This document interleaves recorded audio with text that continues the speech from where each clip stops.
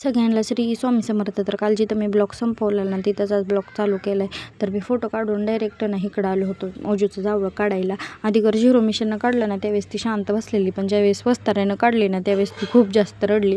तरी पण तिला मी मोबाईल दाखवून शांत असं केलं होतं. आणि सगळी केस आम्हाला न्यायची होती घरी पाण्यात सोडायला. आणि नंतर ह्यांनी काय ते नारळ हे देऊन असं काही करायचं असतं ना ते पण केलं. आणि नंतर मग मी छान अशी तयार झाली. ओजूला पण मस्त असं तयार केलं होतं, स्वेटर हे घालून तिला. आणि नंतर तिला घेऊन चालली होती मी स्वामींच्या मंदिरात.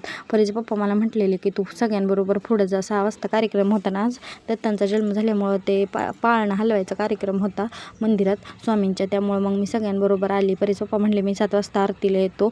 आणि मग छान असं आम्ही सगळ्यांनी, मी फुलं पण घेऊन आली होती येताना, छान असं आम्ही मग सगळ्यांनी दर्शनही केलं. आणि इतकं प्रसन्न वाटतं ना मंदिरात आल्यावर, कसं टायमिंग जातं ते कळतच नाही. नंतर आम्ही सगळ्यांनी नाही केक करून सगळ्यांनी पाळणाही हलवला इथं आणि प्रसाद पण घेतला. आणि एका ठिकाणी मस्त असं बसलो सगळेजण. इथं ओजूबर खेळायला पोरं होती त्यामुळं काही टेन्शन नाही. मला वाटलेलं आरतीत ती खूप जास्त दमवल, पण तिने एकदम शांत बसलेली. ती पण टाळ्या हे वाजवत होती. इकडं लाईन लागली होती. परीचे पप्पा कधी आले, जेवण केले, आरतीला थांबलेले आणि परीला पण आणि ओजूला पण घेऊन गेले. नंतर मी पण सगळ्यांबरोबर जेवणही केलं.